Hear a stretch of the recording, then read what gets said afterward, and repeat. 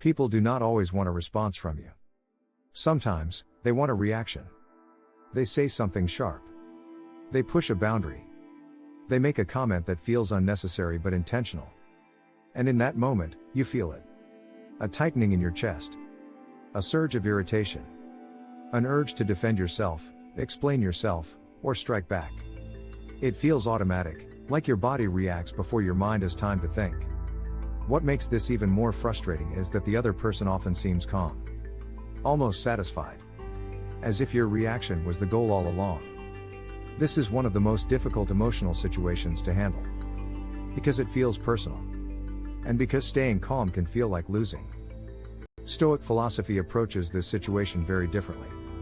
The Stoics believe that when someone tries to provoke you, the real battle is not external. It is internal. They understood something that most people never stop to examine. No one can force a reaction out of you unless your mind agrees to participate. That does not mean the situation is pleasant.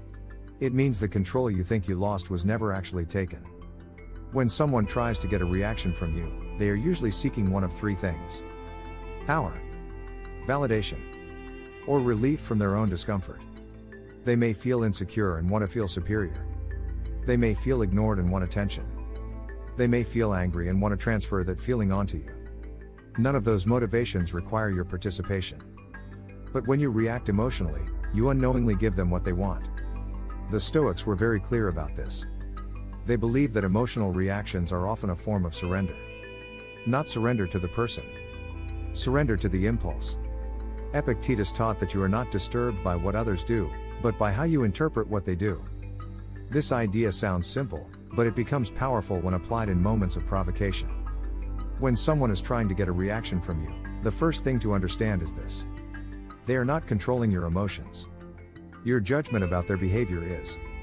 Your mind instantly assigns meaning to what they say or do. It labels it as disrespect, as a challenge, as an attack. Once that judgment forms, the emotional surge follows. Most people never see this step. They feel the emotion and assume it was caused by the other person. The Stoic approach begins earlier. It begins with noticing the moment your mind decides what the situation means. This is where calm is either lost or preserved. Marcus Aurelius reminded himself that another person's behavior reflects their own character, not yours. When someone tries to provoke you, they are revealing something about themselves. Their impatience. Their insecurity. Their need for control.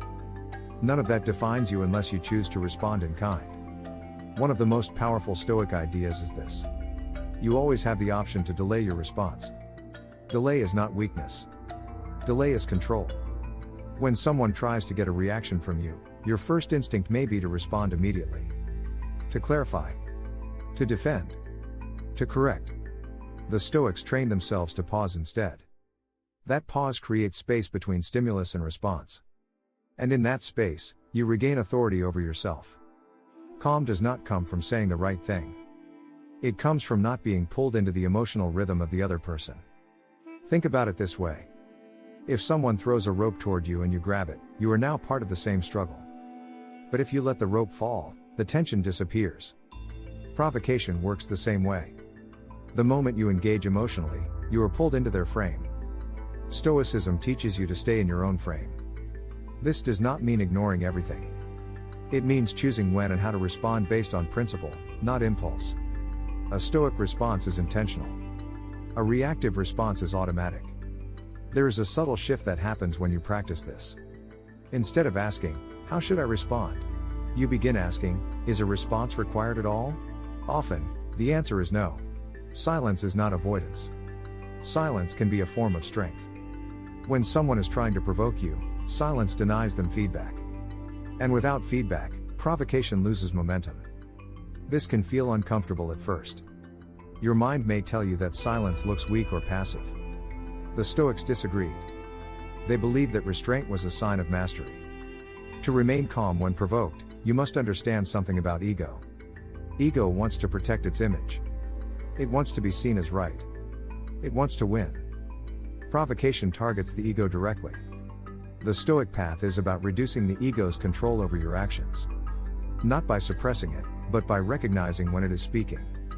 When you feel the urge to react, ask yourself one simple question. What part of me wants to respond right now? Is it reason? Or is it pride? This question alone can dissolve much of the emotional charge. Another Stoic practice that helps in these moments is reframing. Instead of seeing the other person as an opponent, see them as someone acting from confusion or insecurity. This does not excuse harmful behavior.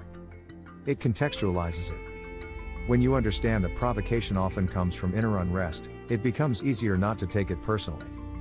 Marcus Aurelius wrote that people act badly because they do not know what is good. From a Stoic perspective, ignorance is often at the root of harmful behavior. Seeing this does not make you superior. It makes you steadier. Staying calm does not mean you allow disrespect to continue indefinitely. Stoicism is not about passivity. It is about timing. A calm response delivered later is often more effective than an emotional reaction delivered immediately.